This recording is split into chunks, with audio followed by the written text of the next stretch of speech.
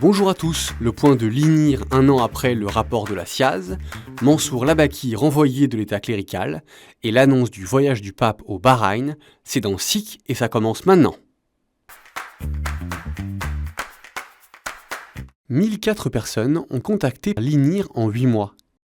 Un an après le rapport de la SIAZ, l'instance nationale indépendante de reconnaissance et de réparation présentait ce vendredi un point d'étape après 8 mois d'existence. Depuis janvier dernier, à la demande de la Conférence des évêques de France, l'INIR accueille des demandes de personnes victimes d'abus sexuels sur mineurs dans l'Église. Pour le moment, 60 décisions de réparation ont été prises, parmi lesquelles 45 avec une réparation financière. 23 ont perçu cette réparation financière du fonds d'indemnisation CELAM. Le nouveau défi pour l'instance, accélérer le processus de décision, notamment par le renforcement des équipes. Face aux critiques sur la lenteur des réponses, l'INIR tient à rappeler l'exigence de ce processus d'accompagnement personnalisé. La démarche d'accompagnement, elle peut paraître lente. En réalité, on a des personnes qui ont besoin d'une écoute, qui ont besoin de temps, à la fois pour déposer leur récit et aussi pour construire un chemin de réparation. Et ça prend du temps. Les référents de situation expliquent très bien le caractère singulier, individuel de l'accompagnement. On ne parlera plus du père Mansour Labaki. Le pape François et le dicaster pour la doctrine de la foi ont signé un décret renvoyant le prêtre libanais de l'état clérical. La décision a été publiée ce mardi 27 septembre dans un communiqué signé par l'Assemblée des patriarches et évêques catholiques au Liban. Il y a moins d'un an, en novembre 2021, la Cour criminelle du Calvados à Caen avait condamné Mansour Labaki à 15 ans de réclusion criminelle pour viol et agression sexuelle sur mineurs.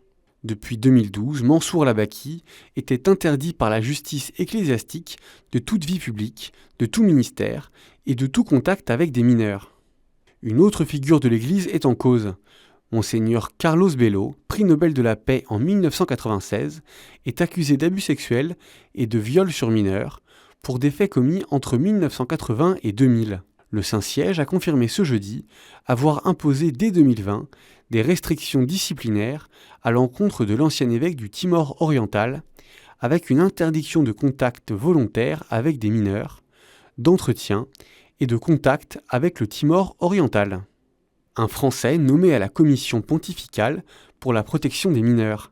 Ce vendredi, le pape a nommé 10 membres, dont Monseigneur Thibaut Verny, dans cette instance. Créée en 2014, la commission est un organe consultatif et de proposition pour promouvoir la protection des mineurs et des adultes vulnérables dans l'Église. En France, l'évêque auxiliaire de Paris préside le Conseil de prévention et de lutte contre la pédophilie de la CEF.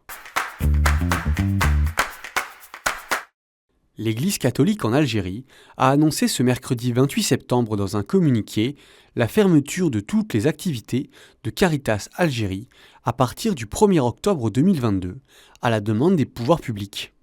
Les autorités algériennes n'ont pas donné de raison officielle. Dans son communiqué, l'Église catholique en Algérie tient à remercier toutes les personnes qui ont contribué au fil des années et de différentes façons à faire vivre cette œuvre, et précise que l'Église catholique reste fidèle à sa mission caritative au service de la fraternité. C'est effectivement une décision que nous avons prise de fermer notre service Caritas pour l'ensemble de l'Algérie à la suite d'une demande des autorités. Nous avons essayé de nous expliquer et voilà, simplement nous obéissons à cette demande, tout simplement, sans volonté de polémique d'aucune sorte.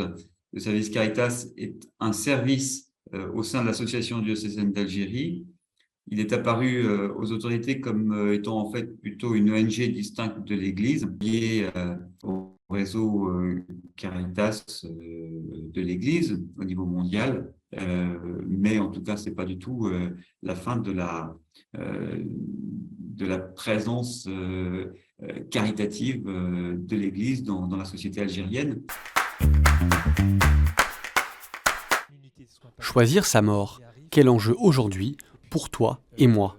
Le diocèse de Rennes a diffusé sur le web en différé 8 vidéos du colloque organisé mercredi 28 septembre sur la fin de vie, avec des professionnels et spécialistes, médecins, professeurs de droit, philosophes et personnels soignants intervenant au cours de la soirée. Le diocèse a voulu faire un état des lieux et ouvrir le débat. La soirée a rassemblé environ 500 personnes à l'espace Bonne Nouvelle de la basilique Saint-Aubin. Alors que le gouvernement devrait lancer une convention citoyenne sur la fin de vie en octobre, Monseigneur Dornelas, responsable du groupe de travail bioéthique de la Conférence des évêques de France, a insisté sur la nécessité d'un projet de société. Ce projet de société, pour moi, il est simple. C'est une fraternité qui se construit à partir des plus fragiles et non pas à partir des bien portants qui pensent à la place des plus fragiles. La fraternité n'existe qu'à partir des plus fragiles et de l'écoute des plus fragiles. C'est sûr qu'à cet égard, mais ce n'est pas le seul lieu, les soins palliatifs sont une école extraordinaire pour arriver à penser un projet de société. Toujours pire, c'est le dur constat des associations familiales catholiques sur le nombre d'IVG en France, à l'occasion de la Journée internationale pour le droit à l'avortement, ce mercredi. Une réaction à l'étude annuelle publiée la veille par la Direction de la recherche, des études, de l'évaluation et des statistiques. Cette étude annonce 223 300 avortements en 2021 contre 222 000 en 2020. Un chiffre identique au record atteint en 2019. Alors que la majorité présidentielle propose d'inscrire le droit à l'avortement dans la Constitution, les AFC appellent le gouvernement à regarder le nombre élevé d'IVG comme un problème de santé publique et à développer des politiques préventives et d'accompagnement des grossesses imprévues. Cet automne, destination Bahreïn pour le pape François. Ce mercredi 28 septembre, le bureau de presse du Vatican a annoncé que le pape se rendrait au royaume de Bahreïn du 3 au 6 novembre prochain. C'est la première fois qu'un pape se rend en voyage apostolique dans cet État insulaire du Moyen-Orient où l'islam est religion d'État. Il s'y rendra à l'occasion du Forum de Bahreïn pour le dialogue sur le thème « Orient et Occident pour la coexistence humaine ». François visitera les villes de Manama et Awali, où une grande cathédrale dédiée à Notre-Dame d'Arabie a été inaugurée en décembre dernier. Les détails du programme seront dévoilés prochainement.